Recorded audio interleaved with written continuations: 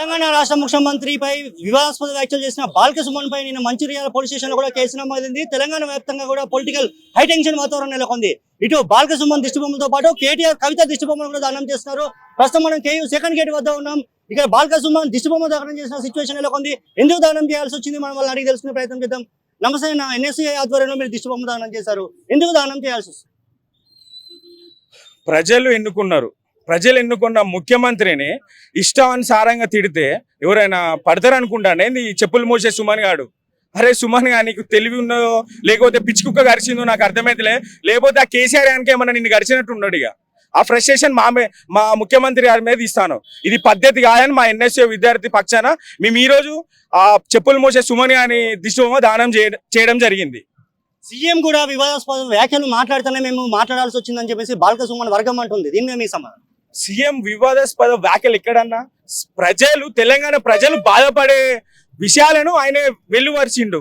దానికి బాధ ఏమంటారు అన్న? అవును, మరి రెండో సీఎం అనకపోతే మంచి సీఎం అంటారా? మంచి సీఎం అయితే ప్రజలు ఎందుకు తిరస్కరించిండు? కాదు కదా, ప్రజలు తరిమి కొడితేనే కదా మా కాంగ్రెస్ ప్రభుత్వం అధికారంలోకి వచ్చింది, తెలంగాణ ఇచ్చింది. కాంగ్రెస్ ప్రభుత్వం అని వాళ్ళు గుర్తించి తెలంగాణ అయితేనే మేమంతా బతకగలుగుతామని అందరు ఏకతాటికి మీదకి వచ్చి తెలంగాణ రాష్ట్రంలో కాంగ్రెస్ ప్రభుత్వాన్ని అధికారం తెచ్చుకున్నారు. అలాంటి ప్రభుత్వాన్ని మర్యాద పూర్వకంగా మాట్లాడాలి కానీ ఈ బానిస సుమన్ గారు ఇష్టానుసారంగా మాట్లాడితే మా విద్యార్థులు ఎవరు ఊకోరు, తిరగబడతామని హెచ్చరిస్తాను. అరెస్ట్ చేయాలని చెప్పేసి నిన్నటి నుంచి కూడా, నిన్న అర్ధరాత్రి నుంచి కూడా తెలంగాణ వ్యాప్తంగా కాంగ్రెస్ శ్రేణులు, ఎన్ఎస్సీ, అదేవిధంగా యూత్ కాంగ్రెస్ కూడా ధర్నాలు చేస్తున్నారు, దిష్టిబొమ్మలు దహనం చేస్తున్నారు. బాల్క సుమన్ అరెస్ట్ అయ్యే అవకాశాలు ఉన్నాయా? అరెస్టు చేయకపోతే రేవంత్ రెడ్డి అనే వ్యక్తి మామూలు వ్యక్తి కాదు. అదొక సునామీ తెలియకుండా వస్తే చూడండి. అట్లాంటి వ్యక్తి రేవంత్ రెడ్డిని ఏదో అనుకుంటాను కానీ బిడ్డ వానికి రేపంచి సుక్కలే కనబడతాయి. అరెస్ట్ కాదు, వారే నన్ను అరెస్ట్ చేయండి స్టేషన్లపై కూర్చునే రోజు వస్తుంది. ఇప్పటికీ కూడా ఎమ్మెల్సీ కవిత కూడా దళిత బిడ్డపై కావాలని చెప్పేసి కేసులు పెడుతున్నారు అని చెప్పేసి కవిత కూడా ఇవాళ ఉదయం స్టేట్మెంట్ ఇచ్చింది. దీని మేము సమాధానం?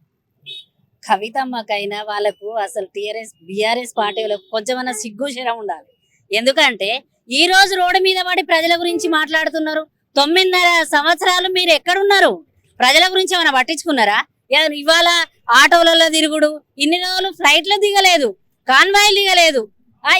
ఇవాళ మీరు అధికారం పోయినాక కూడా అది జీర్ణించుకుంటలేరు. మీరు అధికారంలో లేము అనేది మర్చిపోయి ఇంకా మీరు అధికార దాహంతో అట్లనే ఉన్నాము, అదే మైఫిల్లో తిరుగుతారు. మీరు ఎట్లా పడతారు? నోటికి అద్దు అరుపు అనేది లేకుండా ఇష్టం ఉన్నట్టు మాట్లాడతారు.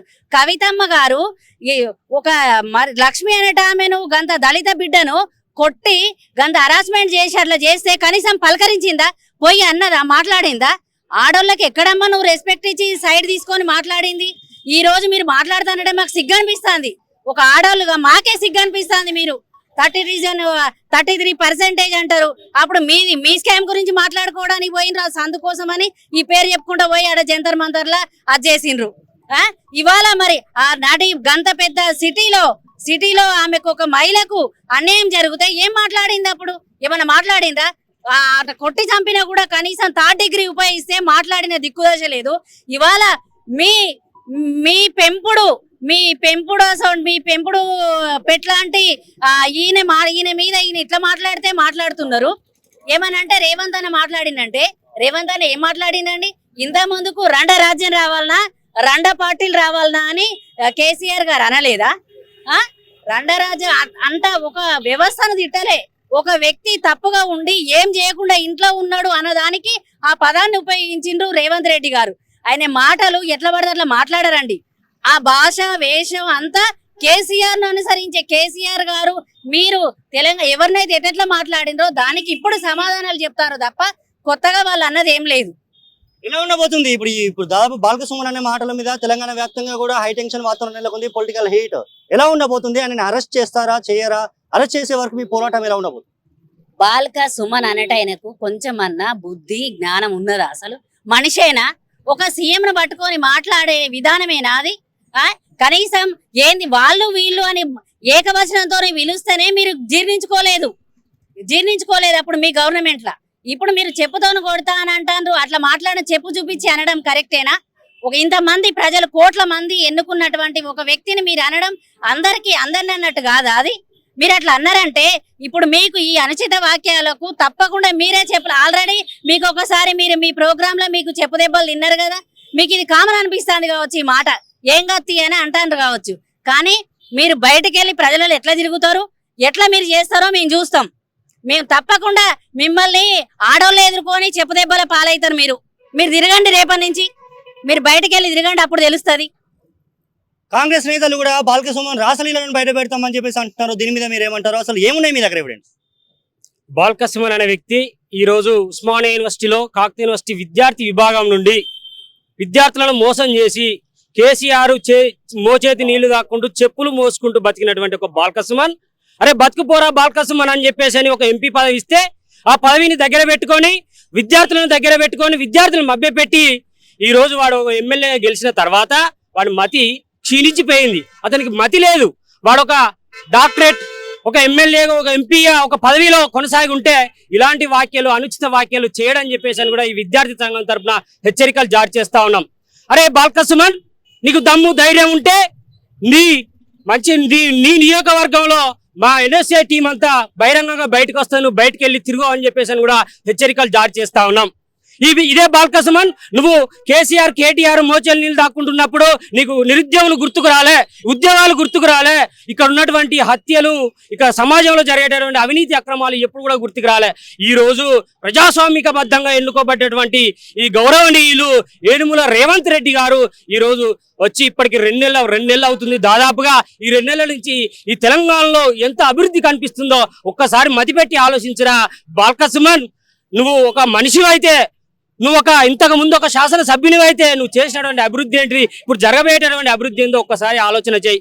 ఇప్పుడున్నటువంటి రేవంత్ రెడ్డి గారు ముఖ్యమంత్రి వారిలో 6 గ్యారంటీలు ప్రపోజల్ పెట్టి ఉన్నటువంటి ఈ జనాల దగ్గర నుంచి, తెలంగాణ జనాల దగ్గర నుంచి స్వీకరించినటువంటి అప్లికేషన్లో ఈ తెలంగాణలో జరుగుతున్నటువంటి అభివృద్ధిని గమనించిన బాల్కసుమన్ ఎక్కువ తక్కువగా అవినీతిగా స్వయంగా తెలంగాణ రాష్ట్ర ముఖ్యమంత్రి పైనే వ్యాఖ్యలు చేశారు. ఇంతకుముందు గతంలో కేసీఆర్ బీఆర్ఎస్ ప్రభుత్వం ఉన్నప్పుడు కూడా మిమ్మల్ని అర్ధరాత్రి లిఫ్ట్ చేసిన సిచ్యువేషన్ ఉంది.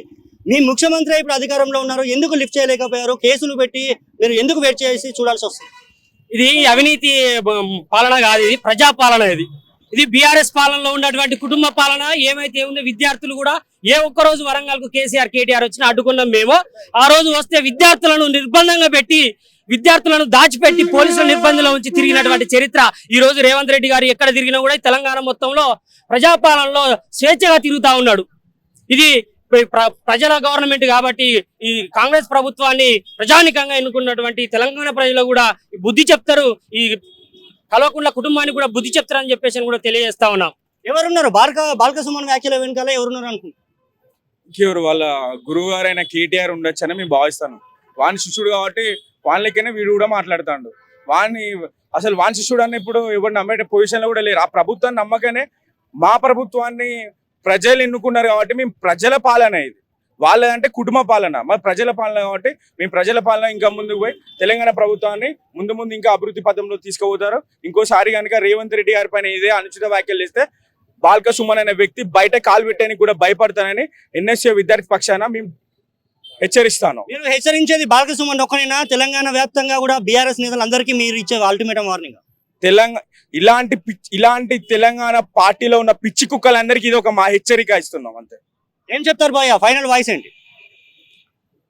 ఈ కుటుంబ పాలనకు, అవినీతి అక్రమాలకు ఉన్నటువంటి కుటుంబ పాలన కేసీఆర్ కేటీఆర్ హరీష్ రావు సంతోష్ రావుల చెప్పులు మోచేతి నీళ్లు తాగేటటువంటి ఈ కుక్కలు అయితే ఎవరైతే ఉన్నారో, ఇప్పుడు ఓడిపోయి ఇప్పుడు మళ్ళా కాంగ్రెస్ పార్టీలకు వద్దామని చెప్పేసి అని ఉన్న ఎవరైతే ఉన్నారో వీళ్ళందరికీ కూడా ఒక హెచ్చరిక జారీ చేస్తా ఉన్నాం. మీకు ఇప్పుడు ఎలాంటి చేరికలు లేవు, మీరు చేసినటువంటి అవినీతులను కప్పిపుచ్చుకోవడానికి ఇప్పుడు ఉన్నటువంటి గవర్నమెంట్ లో జైన్ కావడానికి సిద్ధంగా ఉన్నారు, కానీ ఎవరు కూడా యాక్సెప్ట్ చేసే పరిస్థితిలో లేరు.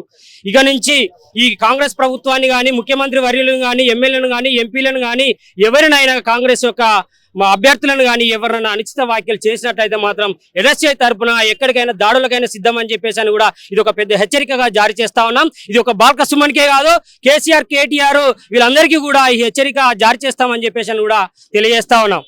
రైట్, చూస్తున్నాం బాల్కసుమన్ ని దాదాపు అరెస్ట్ మటుకు ఎండింగ్ వరకు కూడా అరెస్ట్ ఒక ఉత్కంఠ వాతావరణం నెలకొంది. ఇప్పటివరకు మంచిర్యాల PS లో కేసు నమోదు చేశారు. పలు సెక్షన్ల కింద కూడా బాల్కసుమన్ పైన కేసు నమోదైంది.